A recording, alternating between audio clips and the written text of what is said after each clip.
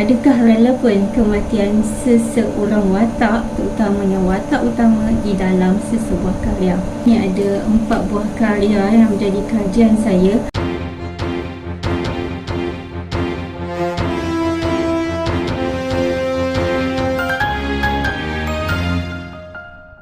Zainuddin dan juga Hayati, kedua-duanya dimatikan. Cerita ini berakhir dengan satu kesedihan yang tak dapat nak diungkap. Kematian watak sebenarnya adalah satu protes Buya Hamka terhadap sistem adat pepatih.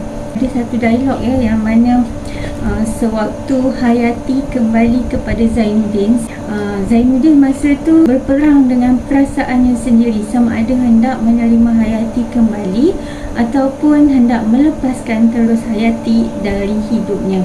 Cinta dia sangat kuat pada Hayati, berkonflik dengan rasa dendam dia kepada sistem adat. Bila Hayati dah merayu pada dia, hati dia dah hampir lembut, tiba-tiba fikiran dia diterjah oleh satu perkataan yang pernah dikeluarkan oleh Pakcik Hayati sewaktu diri Zainuddin itu ditolak. Perkataan Mamak Hayati, "Engku Datuk tempoh hari begini, negeri kami beradat." Kerana ayat yang satu ini, Zainuddin membuat keputusan untuk tidak menerima Hayati kembali. Tidak menerima Hayati kembali walaupun dalam hati dia masih mencintai Hayati. Mana akan merosakkan hatinya sendiri. Hayati itu kehidupanku, bermaksud kalau Hayati itu telah meninggal dunia, dia juga akan menuruti. Dua-dua manusia ini akhirnya menemui ajal, tak dapat bersama, tak dapat menyatukan cinta hanya kerana kekangan ataupun sistem adat. Satu kritik Buya Hamka yang nak menunjukkan bahawa benar-benar dia tak setuju dengan sistem adat pada zaman itu, membuatkan dia menggambarkannya dengan satu kewalangan hati watak-watak yang diciptakannya sendiri dalam karyanya dan berakhir dengan tragedi kematian ketidaksetujuannya terhadap sistem adat pepatih.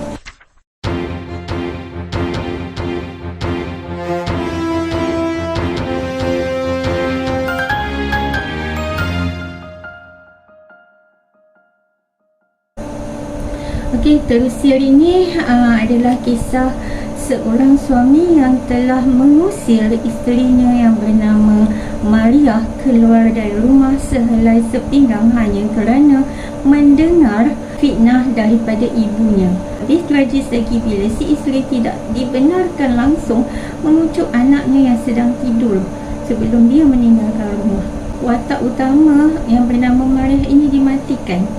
Dan matinya dalam keadaan yang sangat menyedihkan, sangat orang kata memberi kesan kepada kita yang membaca, sebab sebelum dia bertemu dengan anaknya di akhir cerita, kehidupannya adalah sebagai seorang pelacur dengan nama Ning Siti.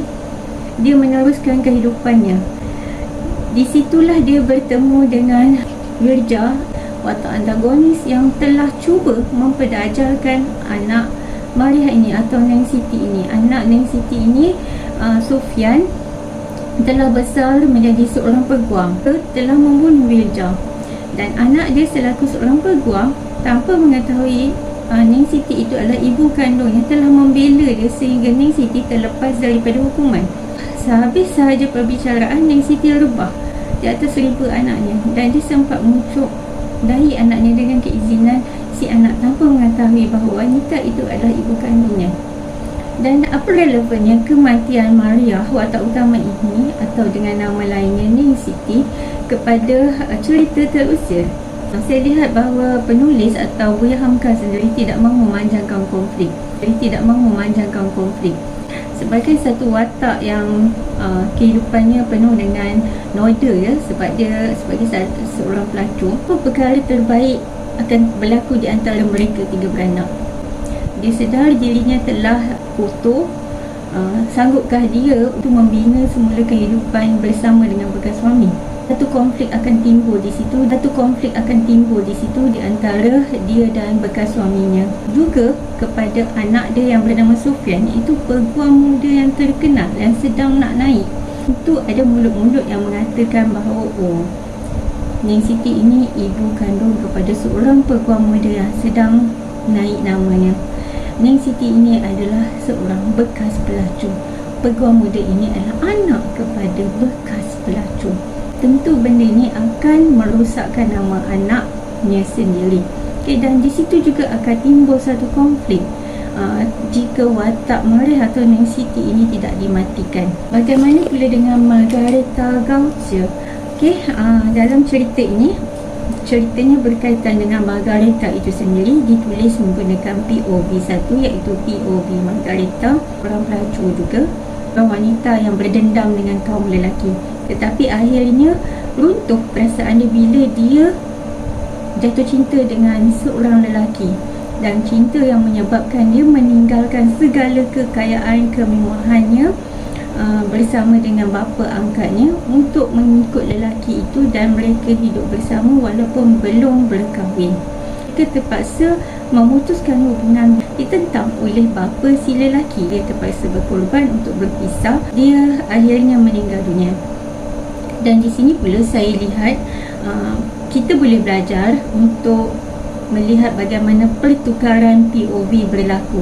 Bila watak Margareta dimatikan, watak lain yang selama ini kurang menonjol, iaitu watak pembantu dia, dihidupkan. Jadi watak pembantu ini yang bercerita pula selepas kematian Margareta. Dia memberi satu impak yang agak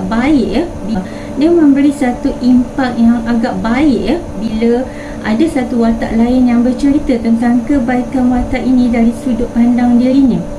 Sebab dia adalah orang yang sentiasa bersama Margareta. Dia melihat kesusahan, kesenangan, merendam hati wanita ini. Jadi dia bercerita. Bila kita mendengar satu sudut pandang yang berbeza,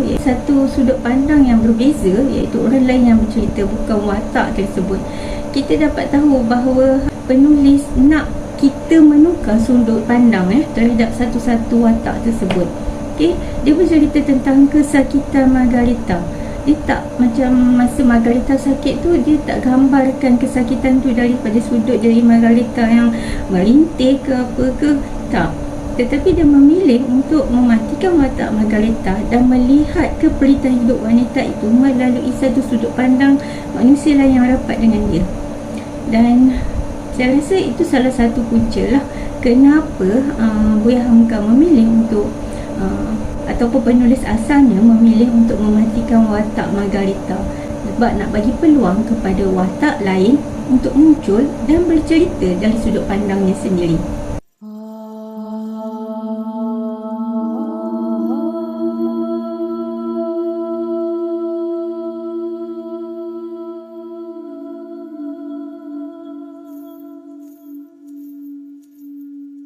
Si Sabarah ini mati, dan dimatikan dengan cara si suami yang mencintai dia membunuh si Sabarah ini, dan kemudian suami dia membunuh diri.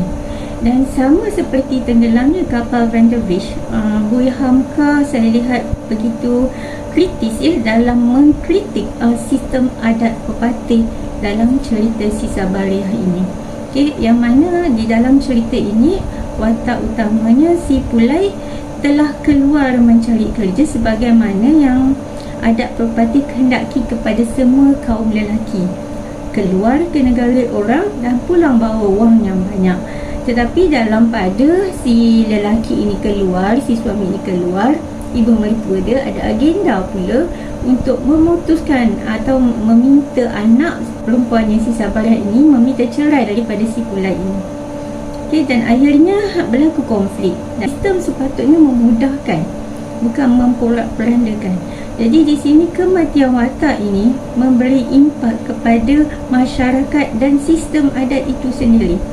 Itu di antara perkara atau alasan yang Buya Hamka tunjukkan untuk dia mematikan watak. Walaupun ia bukan happy ending, tetapi ia memberi keinsafan terhadap satu-satu perkara, terutamanya tentang sistem adat.